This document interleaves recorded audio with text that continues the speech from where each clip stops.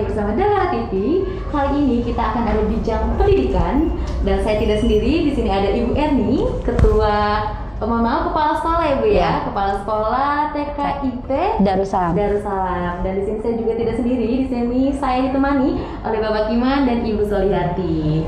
Oke, mungkin langsung aja Ibu boleh perkenalan ke teman-teman Dahara TV. Oke. Assalamualaikum warahmatullahi wabarakatuh. Waalaikumsalam. Selamat pagi, salam sejahtera buat semuanya. Saya Ibu Erni Rahman, seorang kepala sekolah TKIP Darussalam sekaligus pengelola TK. Oke, wah berarti sudah berapa lama Ibu untuk mengelola sekolah ini? Saya memulai dari 1996 ya, jadi sudah 25 tahun nih jadi guru TK. Jadi semenjak kuliah saya sudah mengajar nih, dan alhamdulillah sampai sekarang. Oke, itu dari kuliah Ibu mengajar karena KKN kah? Apa emang sengaja Ibu dari ikut sosial gitu? Enggak, jadi memang saya terlahir dari keluarga yang semua guru. Mama saya guru, bapak saya juga guru. Jadi memang sejak kecil keinginan saya untuk menjadi guru itu besar gitu. Dimanapun itu saya kuliah dimanapun itu, entah kenapa tuh cita-cita saya memang pengen jadi seorang guru. Tidak terpikir sih mau jadi guru TK, pokoknya guru aja gitu kan. Nah gitu. Jadi makanya ketika memulai kuliah pas lulus SMA, kebetulan saya off 1 tahun dulu. Saya lulus 96. Nah 96 itu saya sudah mulai ngajar TK. Waktu itu masih jadi guru nari. Ya, bolak-balik dari IPB dari Bogor ke sini. Nah, karena kebetulan memang saya tinggal di rumah paman saya. Dan paman saya ini yang ketua Yayasan Darussalamnya Pak. Jadi saya yang dipercayakan mengelola TK dan sekaligus kepala sekolah TK. Seperti itu. Ternyata udah cukup lama ya Bu ya, 25 tahun ya. Ya udah lagi sedang-sedangnya ya, kalau usia 25 tahun itu sedang-sedang dipinang. Udah matang lah. Iya, udah matang. Iya, betul. Oke, berarti emang dari dulu juga langsung terjun ke sini Bu, apa bagaimana? Betul. Jadi memang dari proses, jadi kan ini cikal bakal awal ya. Ini kan sebuah yayasan itu sebelumnya belum ada TK. Ini yayasan itu akarnya adalah Yayasan Panti Asuhan Al-Farhan Darussalam. Asuhan dari Yayasan Darussalam. Nah, kemudian di perkembangannya membangunlah sebuah lembaga yang awalnya itu adalah Taman Pendidikan Al-Quran dulu, TPA. Nah, Pendidikan Al-Quran sama TKA, TPA, Taman Kanak-Kanak Al-Quran, Taman Pendidikan Al-Quran yang basicnya di bawah naungan BKPRMI, Badan Komunikasi Pemuda Remaja Mesir Indonesia, dulu di tahun 96. Nah, terus kemudian perkembangannya mulai tahun 2001, TK awalnya TKA TPA ini yang TKA-nya menjadi TKIT. Nah, ini TKIT. Nah, jadi saat itulah perizinan kita proses semua. Karena kan memang harus ada izin operasional ya, semuanya kita proses. Nah, jadi sampai sekarang sebetulnya dari 96 itu lembaga pendidikannya. Nah, untuk TKIT-nya dari 2001. 2001 ya? Ya, untuk TKIT-nya 2001. Tapi kalau saya mengajar sudah dari 1996 itu. Saya baru lagi tuh Bu. Iya. Dan itu dulu masih lebih kepada TPA. Iya, betul, masih lebih TPA. Jadi kalau dibilang kapan memulai TK ini dibangun 2001. Tapi kapan saya terjun ke dalam dunia pendidikan ini dari 96. Iya. Saya mau nanya Bu, katanya kan pertamanya TKA, Iya. lalu menjadi TKIT. Mm-mm. Itu kenapa Bu bisa terpikirkan? Apa emang udah resolusinya begitu harus berpindah atau bagaimana? Ya, jadi gini, kita kan semua kondisional. Kita melihat potensi ya. Iya. Potensi yang ada sekarang itu karena waktu itu TKA itu belum formal. Nah, ya, hanya jadi biasanya TKA TPA itu adanya di sore hari. Iya benar. Iya, tahu kan taman kanak-kanak Al-Qur'an yang mereka tidak harus punya tempat. Boleh di depan di garasi, boleh di musola, boleh di aula. Tidak perlu perizinan. Tidak perlu perizinan. Iya. Sebetulnya tidak perlu perizinan. Jadi Iya, lebih iya. kepada kita kepengen untuk memberikan dampak positif di dunia pendidikan Iya. saja gitu. Iya. Nah, kemudian perkembangannya ternyata kan lulusan SD masuk ke SD itu harus punya ijazah TK. Nah, jadi kemudian akhirnya saya gitu metamorfosis lah dari TKA itu menjadi TKIT yang bergabung di naungan IGTKI, Ikatan Guru Taman Kanak-Kanak Indonesia. Nah, kemudian kenapa TKIT? Iya, kenapa tuh? Kenapa TKIT? Nah, saya kepengen ini kan Taman Kanak-Kanak Islam Terpadu. Kalau TK aja kan itu umum ya. Iya. Ya. Islam udah jelas bahwa Islam itu identitas ya, TK Islam. Nah, terpadunya saya menggabungkan antara kurikulum lokal dengan kurikulum dinas. Nah, kurikulum lokal ini menjadi sebuah ciri khas kita. Ciri khas yang kita munculkan. Nah, dan itu terintegrasi. Program-programnya terintegrasi. Jadi kalau dibilang terpadu itu kan madu ya. Ya. Jadi tidak hanya sekedar program. Tidak hanya sekedar program misalnya tahfiz Asmaul Husna setiap hari Senin. Tetapi kalau di TKIT itu program itu merupakan sebuah keterpaduan yang dilaksanakan everyday. Asmaul Husna itu menjelang masuk, tidak hanya di hari-hari tertentu. Jadi yang namanya terpadu itu ada terintegrasi. Jadi akhirnya menjadi habit ya? Nah, akhirnya menjadi habit itu.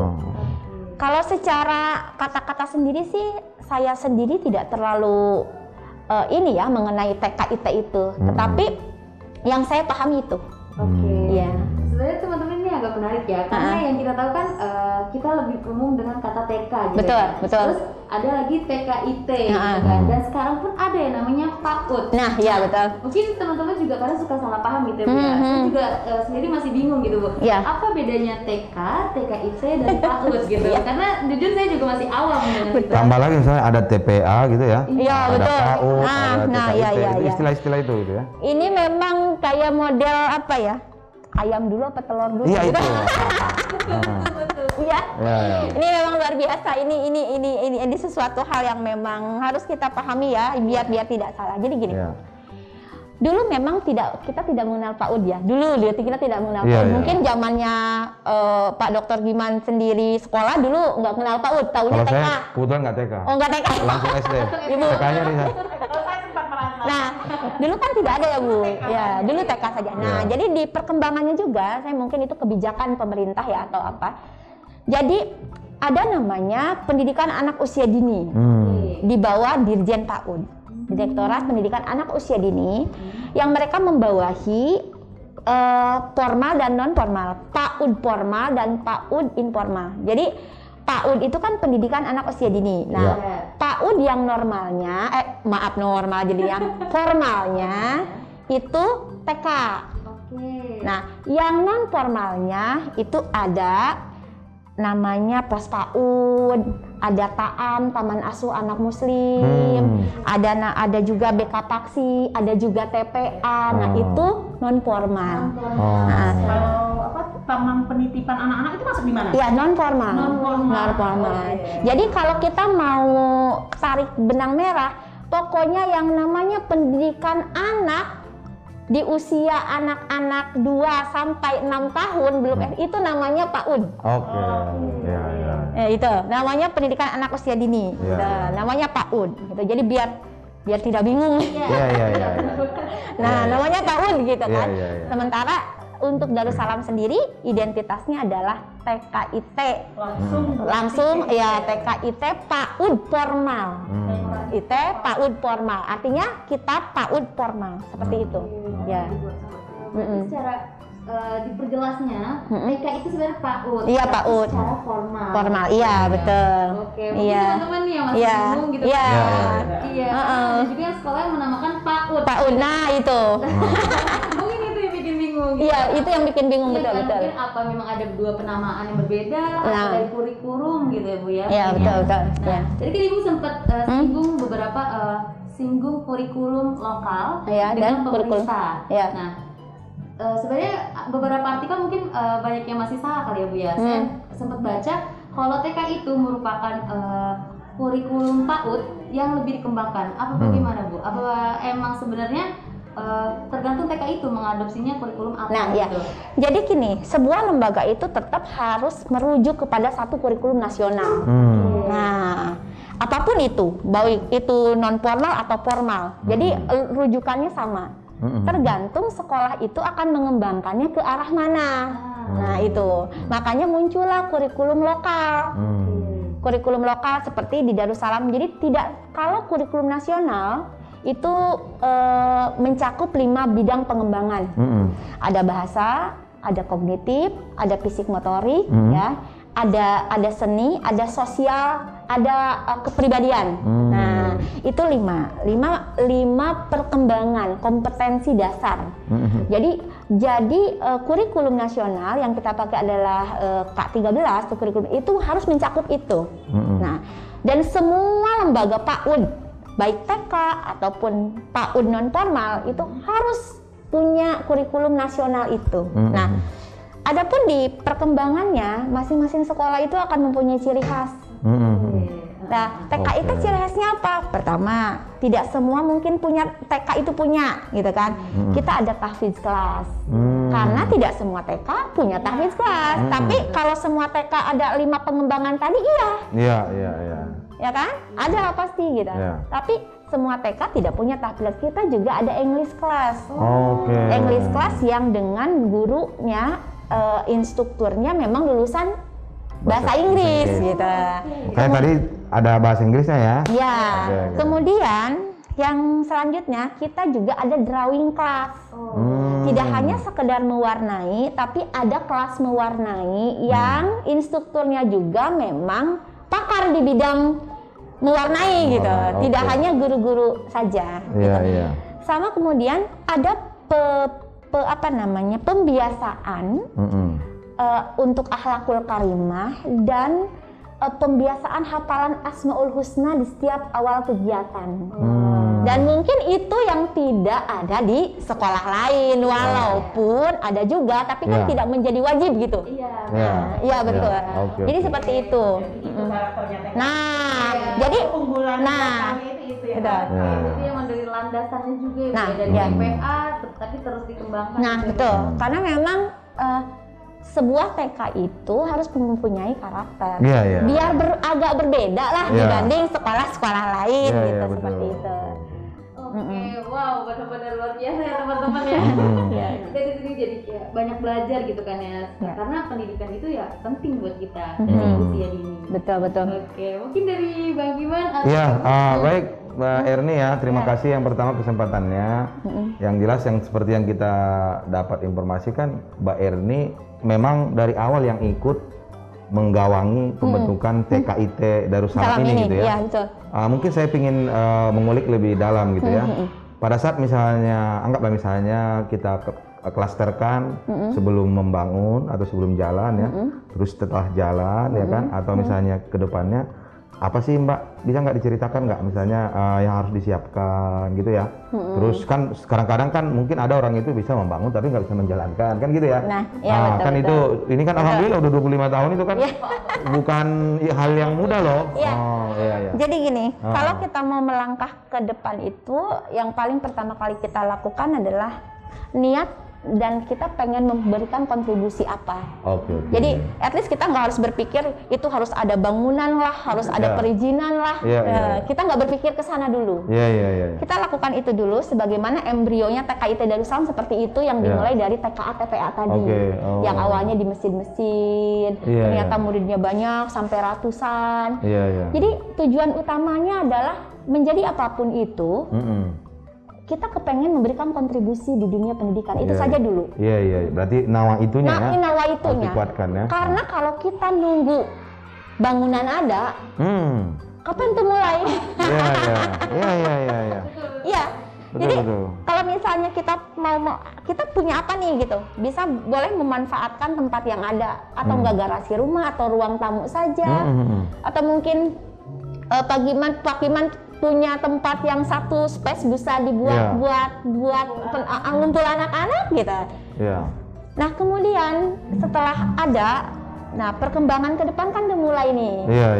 Nah ternyata murid banyak, seiring dengan waktu, kita butuh tempat, gitu kan? Barulah kita berpikir membangun sebuah lembaga yang bisa memfasilitasi kegiatan anak-anak, seperti itu. Jadi niat dulu, jangan ada bentuknya dulu.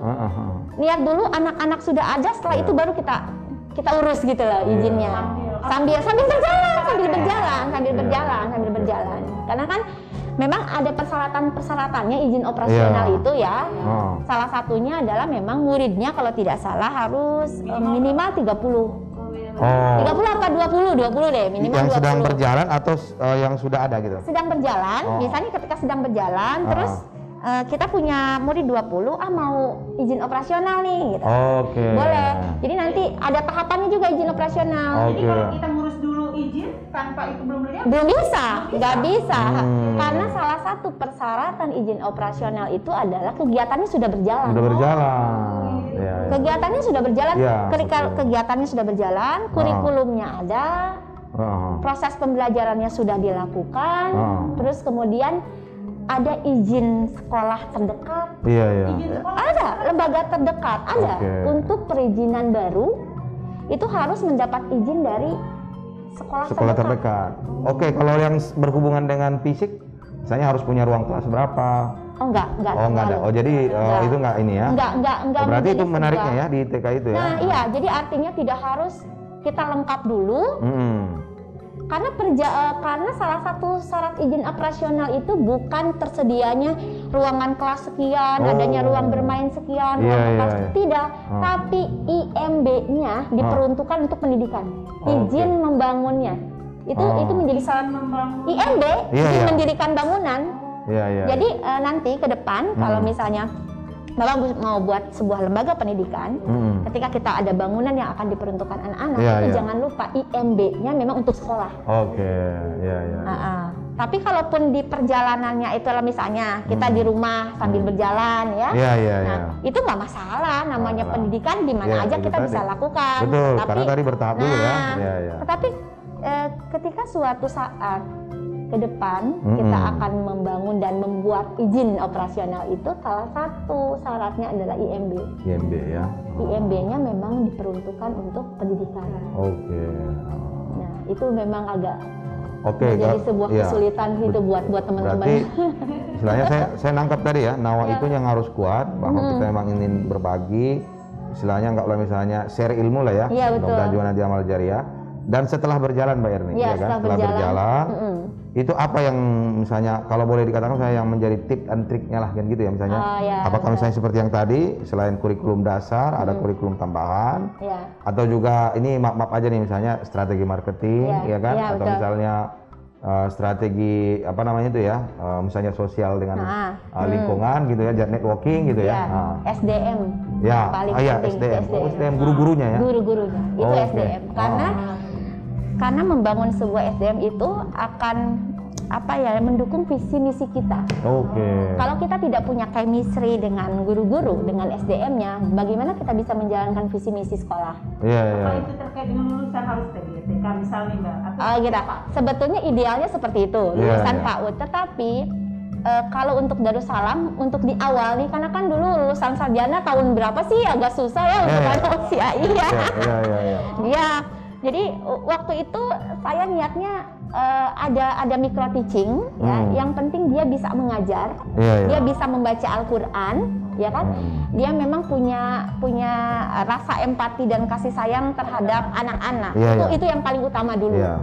Karena masih sulit ya kita mencari lulusan pendidikan anak usia dini, masih sulit. Jadi pada saat itu kan 25 tahun yang lalu dong ya, bukan sekarang. Jadi saya ini cerita saya. Kalau sekarang silakan buat sedemikian lulusan harus pendidikan anak usia dini misalnya, harus SPD PAU, terus kemudian minimal mengajar sudah punya pengalaman mengajar 2 tahun. Nah, itu silakan. Tapi kalau perjalanan saya memang tidak demikian. Jadi pertama itu ya, selain tadi mengelolanya itu dengan niat, itu sama punya visi dan misi. Kayak visi saya untuk TK itu cerdas, ceria, dan berakhlakul karimah. Jadi ya misinya tuh banyak tuh. Penjabaran dari visi, penjabaran dari visi. Jadi salah satunya itu, kenapa harus ada visi? Biar langkah kita itu, apa yang kita lakukan itu, segala sesuatunya itu tujuan utama kita. Kita bagaimana kita membangun sebuah anak-anak yang cerdas, terus dia ceria, ya, dan punya akhlak yang baik. Karena itu adalah fondasi. Nah, seperti itu. Jadi itu yang kita sepakati nih sama guru-guru. Kalian mau ikut kita, visinya ini loh. Nah, seperti itu. Nah, tetapi di dalam perjalanannya, karena kita juga harus memenuhi standar yang ada. Nah, baru di perjalanannya saya wajibkan semua lulus S1. Nah, jadi mereka sambil ngajar, sambil sekolah lagi. Dan alhamdulillah sekarang semua guru-guru TKID Darussalam sudah lulusan S1. Macam-macam, ada yang pendidikan, ada yang juga sastra Inggris, yang tadi yang guru khusus bahasa Inggris, ya tergantung. Jadi seperti itu. Dan saya punya komitmen, saya harus belajar. Makanya kemarin Mas Iman alhamdulillah saya sudah baru lulus S2 itu. Karena kepala sekolahnya. Jadi harus dulu. Ada. Jadi jangan sampai saya nyuruh orang A1 kok kepala sekolahnya masih S1. S2 apa Kak? Saya manajemen ambilnya, manajemen ambilnya. Kan kalau udah S2 nyuruh mereka S2 udah enak kan? Nah iya gitu. Tapi sebetulnya itu bukan menjadi persyaratan utama, tetapi keseriusan kita ya untuk belajar dan mengelola pendidikan, bahwa karena kita ingin memberikan pendidikan yang terbaik. Seperti itu. Iya, saya setuju tuh Mbak Erni. Ya, memang di dalam apapun ya, organisasi apapun, memang kita butuh membangun teamwork ya. Itu kan bagian dari teamwork ya. Boleh nggak di-share ke kita apa trik-triknya kan gitu ya, karena saya seperti yang tadi ya, 25 tahun memimpin sebuah organisasi lah seperti TKIT Mbak Erni ini, itu kan pasti ada ciri khas atau apa istilahnya passion yang diterapkan ke tim kan gitu ya. Betul. Kan dan itu mungkin di setiap jenjang organisasi beda-beda. Beda-beda. Iya betul. Kalau ke TKIT apa yang dibangun terhadap guru-gurunya gitu? Boleh. Jadi pertama membangun tidak hanya chemistry dengan guru-guru, tapi dengan yayasan. Karena keharmonisan dengan yayasan itu sangat penting. Iya. Karena itu membuat kita nyaman. Jadi kayak saya alhamdulillah di Yayasan Darussalam di bawah naungan Bapak Dr. Andes Rahmat Setiawan. Memang beliau memberikan kepercayaan yang luar biasa kepada saya untuk mengelola. Jadi diberikan kepercayaan. Jadi itu dulu. Ini silahkan kelola TK. Diberikan kepercayaan. Jadi saya punya keleluasaan untuk membangun sekolah ya, untuk ibaratnya mengapresiasikan apa yang saya punya gitu tanpa ada hal-halnya, tapi tetap dengan kontrol yayasan. Ya, gitu. Artinya pengurus yayasan itu tidak bertindak juga sebagai pengelola. Apa harus terpisah? Apa perjalanan bisa digabung? Jadi gini, sebenarnya kan itu kan masing-masing yayasan punya kebijakan. Nah, jadi kalau saya bicara sama ideal, ya saya juga nggak tahu ya idealnya seperti apa. Cuman itu saja. Jadi dengan yayasan itu kita harus sama-sama saling percaya. Jadi kan ada juga beberapa yayasan yang mencurigai gerak-gerik Ya. pengelolanya gitu. Ya. Yang jelas kita harus memberikan sebagai bukti tanggung jawab saya sebagai pengelola yang diberikan kepercayaan, berarti saya harus memberikan laporan. Iya. Laporan pendidik. Akuntabel Jangan lah los ya. sama sekali mentang-mentang ini yayasan los aja silahkan ya, nggak gitu juga gitu. Iya. Minimal itu gitu. Ketika saya diberikan mandat sebagai kepala sekolah, yayasan memberikan kepercayaan kepada saya untuk mengelola di hal-hal yang memang batasan saya.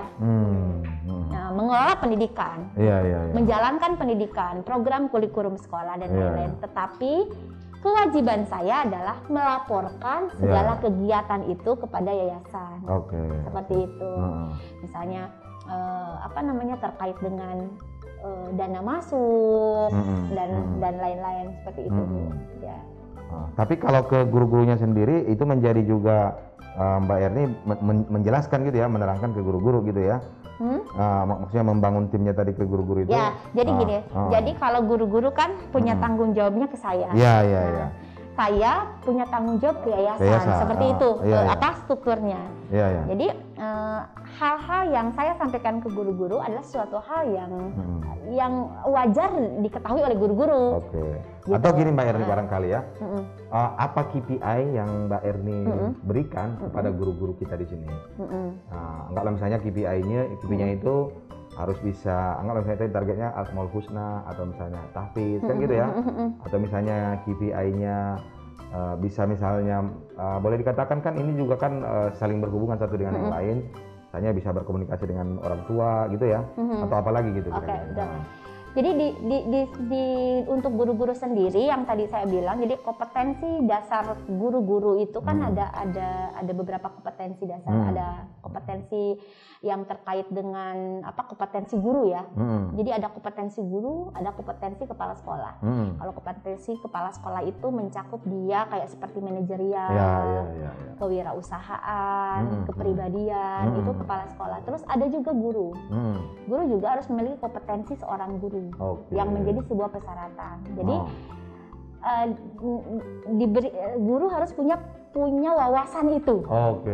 Pertama ya. Berarti kita ada juga lah misalnya semacam sharing gitu ya. Ada sharing. Atau pelatihan-pelatihan. Ada pelatihan keguruan. Makanya iya. itulah pentingnya kita berada di bawah naungan lembaga seperti yang tadi saya bilang IGTKI. Karena dari sana kita memperoleh banyak informasi mengenai itu. Updating yang terbaru gitu kan? ya. Itu. Jadi MOU dengan guru-guru itu salah satunya ya guru-guru harus bisa menjadi guru pembelajar ibaratnya, guru penggerak gitu kan. Artinya guru-guru yang punya keinginan untuk berkembang lebih baik gitu. Ini mungkin pertanyaannya kembali lagi, kita kan pingin dong TKIT yang kita bangun atau saya Mbak Erni ini kan sustain kan 5 tahun. Kalau bisa kan niat kita juga namanya juga pendidikan ya, istilahnya sampai besar nanti ada SMA-nya segala macam kan gitu ya. Saya kira memang juga yang sering juga kita dengar, yang salah satu sumber masalah kan juga bagaimana kita mengatur cash flow keuangan kan gitu ya. Kalau yang Mbak Eri sendiri rasakan, apakah itu misalnya bagian daripada kewajiban pengelola atau misalnya sinergi antara pengelola dan yayasan, atau seperti apa gitu loh. Kan kita kan itu kan juga saya kira penting ya. Iya betul. Bagaimana ya mau nggak mau kan semuanya kan pasti butuh kapital juga kan gitu ya. Gitu betul. Kan? Ya betul. Ya, jadi untuk masalah itunya, jadi ada kewajiban yayasan, ada kewajiban pengelola. Oke. Ya gitu kan. Jadi memang namanya sebuah lembaga pendidikan itu memang kalau saya pribadi, kenapa saya boleh ya saya cerita sedikit ya. Saya ada usaha yang saya lakukan untuk bisa menopang ketika kita membutuhkan dana-dana lain. Gitu karena mengelola sebuah lembaga itu kita tidak bisa mengandalkan hanya dari dana uang masuk dari orang tua. Karena tadi itu kan visi kita justru nggak komersil banget lah kan gitu ya. Betul. Karena sebagai sebuah pendidikan itu kita nggak bisa untuk komersil ya. Komersil itu nggak bisa. Ya bagaimana Darussalam ini dengan ngebawa anak-anak SPP-nya itu di bawah 300. per bulan. Per bulan, Oke. ya oke. kan? Seperti itu. Nah, tapi saya kan harus Dengan murid berapa sekarang? dengan murid sekarang ada 60 ya. 60, anak, oke, ya. ya. Bagaimana saya harus bisa program ini tetap jalan, Iya, apalagi di lingkungan yang bukan lingkungan high gitu ya, dengan sekolah yang sekian gitu lah. Jadi apalagi Darussalam ada di bawah naungan yayasan yang di dalamnya adalah ada anak panti asuhan. Malah saya punya komitmen 10% dari SPP anak-anak itu juga masuk kepada yayasan untuk membantu anak-anak yatim. Dan untuk yayasan Darussalam seperti itu. Jadi itu. Nah, adapun ketika di perjalanannya sekolah membutuhkan dana-dana lain. Disitulah yang saya bilang, saya punya sebuah usaha yang saya bisa menjadi CSR. Gitu. Betul.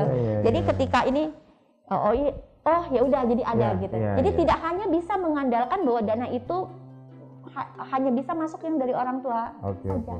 Iya, Seperti setuju. itu.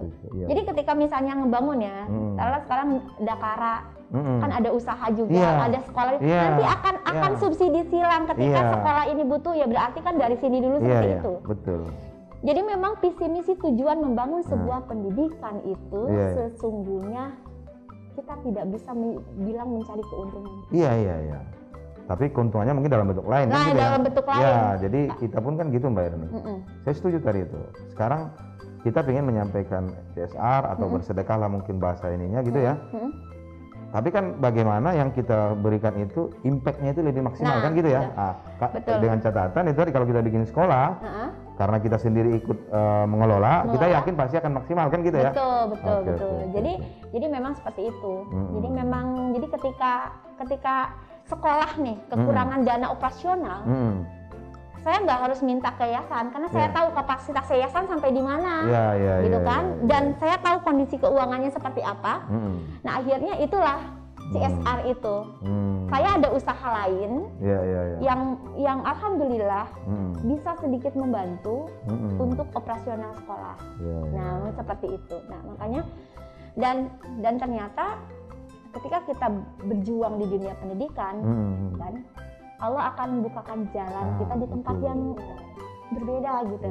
Jadi kalau kita ngebangun pendidikan emang orientasinya jangan ke bisnis menurut saya sih. Iya betul. Gitu. Saya setuju. Jangan ke bisnis, tapi ternyata alhamdulillah ketika kita bisa bukan memperkerjakan ya, memberdayakan SDM guru-guru gitu kan. Yang mungkin guru kita kalau mengelola sini ada berapa Mbak? Kita ada 12 sama saya. Oke. Ada 12 sama untuk murid 60 tadi ya? Iya, murid 60. Kalau istilahnya posisi kalau on masuk jam berapa? Kalau normal itu kita pembelajaran itu 3 jam. Jam 7 sampai dengan jam 10 untuk kelas B. Terus kemudian jam 9 sampai dengan jam 12 untuk kelas A. Karena 1 jamnya itu karena ruangannya masih dipakai, anak-anak dipusatkan di aula. Ada opening kelas dulu sambil menunggu kelas B turun. Karena kalau kita mulai kelas A dari jam 10, pulangnya jam 1. Iya. Terlalu siang. Nah, hal-hal seperti itu kan juga bagian dari trik. Iya, itu manajemen. Nah, manajemen. Upaya kita bagaimana caranya keterbatasan ruangan tidak membatasi kita, tidak menjadi sebuah halangan seperti itu. Jadi makanya itulah mungkin manajemen atau dibilang trik tadi ya. Trik, ya saya kira gitu. Jadi kita ini ada 6 ruangan. Ada 6 ruangan. Ada 6 ruangan itu sudah termasuk kepala sekolah. Terus ruang kelas, ya. Ada ruang baca. Ruang kelas 4. Nah, sementara kan kita ada kelasnya 6. Iya. Terus bagaimana nih caranya? Sementara kita harus 3 jam. Tapi kita ada aula di bawah yang bisa kita optimalkan untuk kegiatan opening kelas. Nah, seperti itu. Dalam artian kita tetap memenuhi 3 jam pembelajaran itu. Menarik ya, Para ya? Iya. 3 jam pembelajaran itu. Jadi gitu. Jadi kalau misalnya saya pulang jam 10, anak-anak kelas A baru nyampe jam 10 gitu kan, mana siang kan? Iya. Secara ini makanya seperti itu. Dan kita bagi-bagi, makanya di Darussalam itu gurunya ada guru kelas A, kelas B, sip pagi, sip siang jadinya. Iya. Saya pas sekolah yang standby. Iya. Iya. Ya gitu. Mungkin perlu ditanya trik-trik selama pandemi ini Pak Rakal ya. Jadi emang sebenarnya teman-teman ini cocok banget nih bahasanya. Kepala sekolah dengan kepala yayasan. Tapi juga bincang pendidikan ya. Iya, betul. Karena kita pingin kita juga pada saat mulai bukan berhenti setelah 3-4 tahun Bara kan, kalau bisa 25 tahun ya. Bahkan sampai kita meninggal nanti. Iya betul. Saya melihat cita-citanya sebenarnya gitu, saya nggak ya kan satu sebenarnya saya kadang-kadang tuh berpikir gitu loh ya. Nanti kalau saya meninggal, ya kan? Saya tuh berharap ada yang bacakan Al-Fatihah aja kan gitu ya. Aduh, jadi ini ya. Iya betul. Itu di luar visi misi kita ini gitu ya. Karena memang luar biasa ya anak menjadi seorang pengajar itu kan ya. Ya itu Allah yang menjanjikan. Iya. Jadi kita tidak akan pernah bisa bicara untung dan rugi. Iya. Karena ini bukan matematika kita yang jalan, Nggak tapi bisa matematika Allah. Nggak bisa dimatematika. Nggak bisa dimatematika-in. Ini matematika Allah yang jalan. Jadi makanya itulah kenapa kayak seperti apapun saya, menjadi apapun saya, tetap saya tidak akan pernah berhenti mengajar. Jadi kayak ibaratnya itu sudah melekat. Iya. Jadi mungkin ya seperti itu. Kalau menurut saya tadi apa?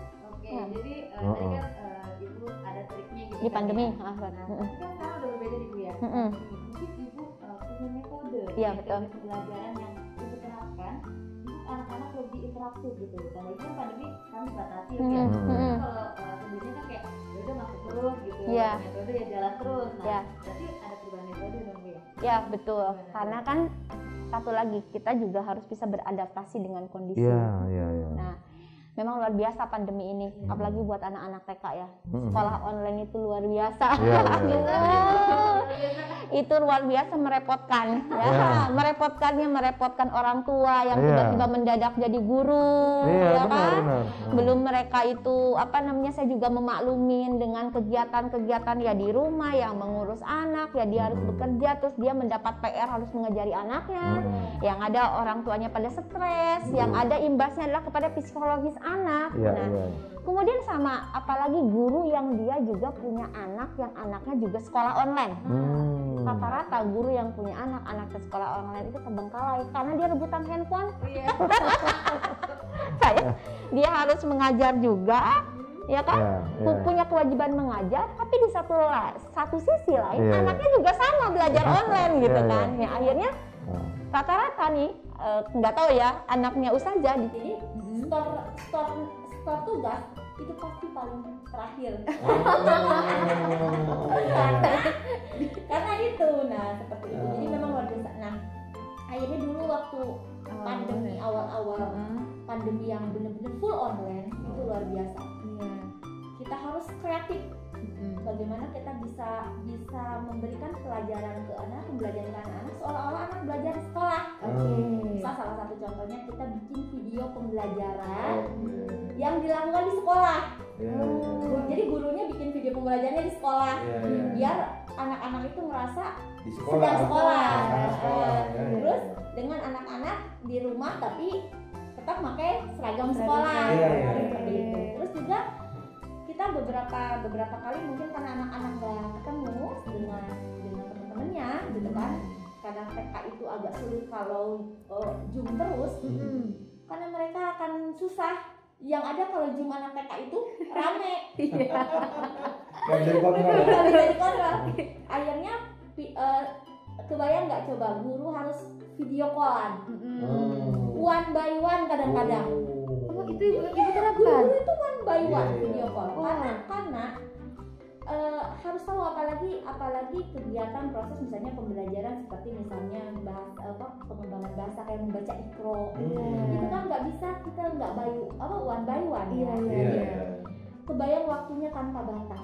Tergantung orang tua kadang maunya bisa jam berapa.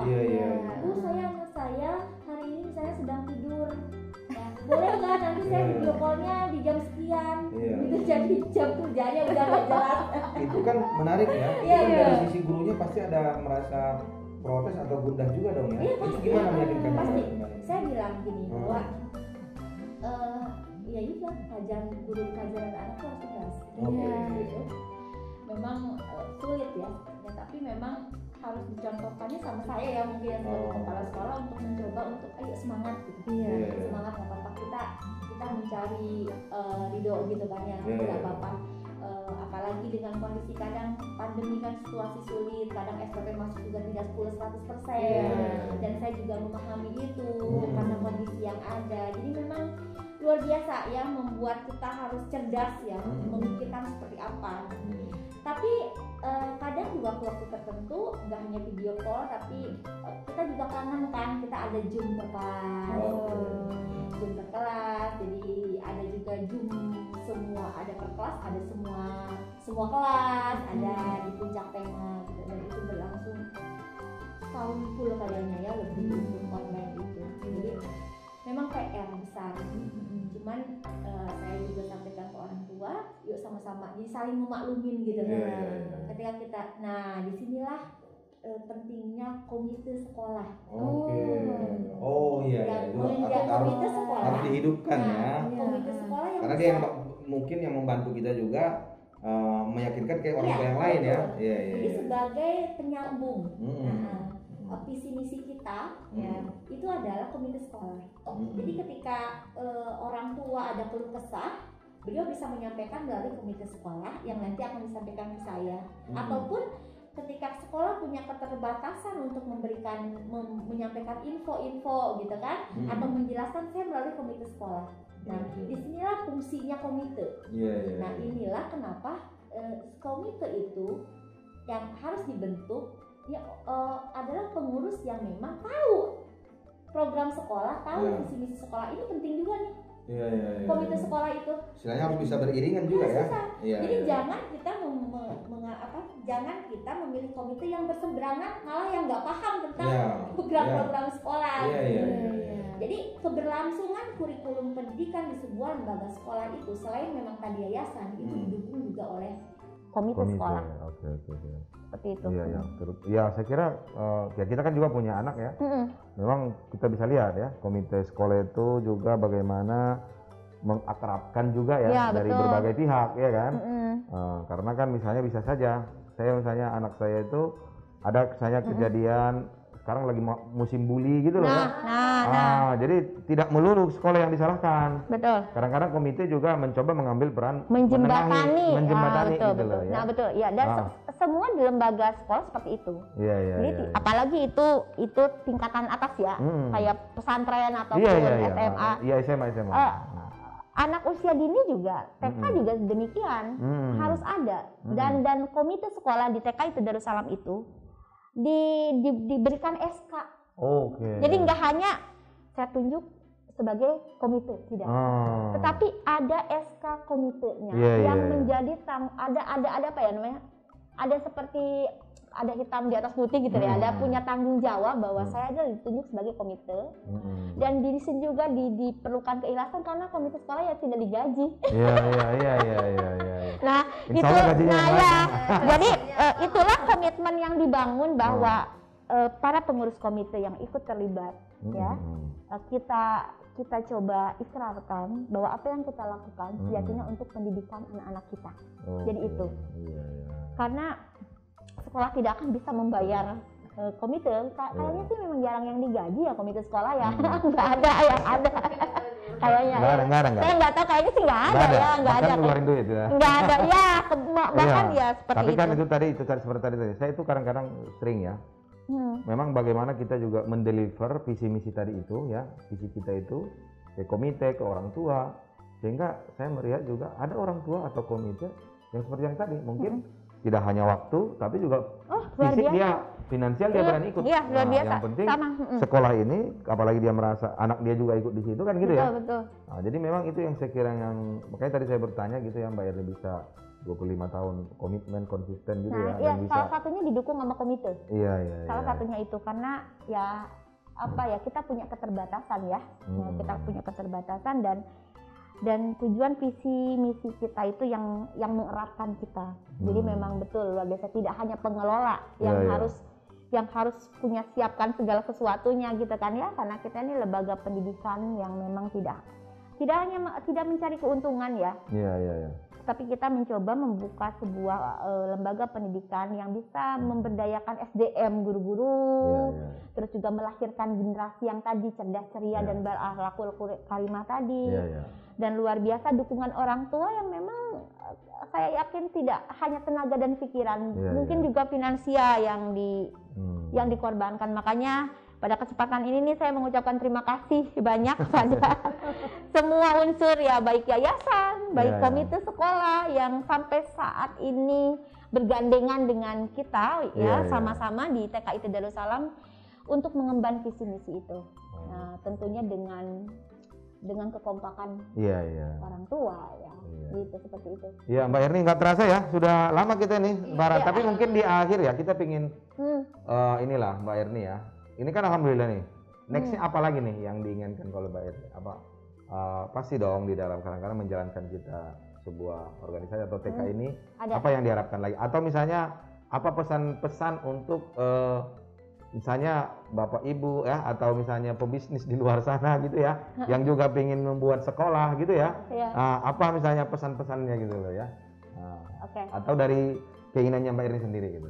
Ya, untuk kedepannya saya kepengen TKIT Darussalam ini punya komitmen ya, tentunya komitmen yang luar biasa untuk memajukan pendidikan nasional. Setidaknya kita punya kontribusi terhadap proses pendidikan di Indonesia, melahirkan anak-anak yang sesuai tadi visi dan misi, cerdas ceria dan berakhlakul karimah. Jadi saya sih berharap bahwa TKIT Darussalam ini umurnya panjang. Amin. Nggak nanti ketika saya pun tidak ada, saya bisa ibaratnya menurunkan itu ya kepada siapapun itu dan TK ini tidak akan mati gitu. Terus kemudian saya juga punya harapan tentunya yang sekolah di TKIT Darussalam, walaupun banyak banget sekolah TK yang lain, tapi kita punya komitmen untuk ciri khas tadi ya. Semoga TKIT Darussalam ini menjadi sebuah pilihan ketika orang tua ingin memperoleh pendidikan yang terbaik buat anak-anaknya. Nah, seperti itu. Saya punya harapan yang akhirnya nanti akan lebih banyak lagi orang yang anak-anak yang pendidikan di sini, nanti efeknya adalah kepada salary guru-guru dong. Kan itu ya, salary guru-guru. Yang mungkin saya yakin menjadi seorang guru itu kita tidak bisa mencari berkah lah ya.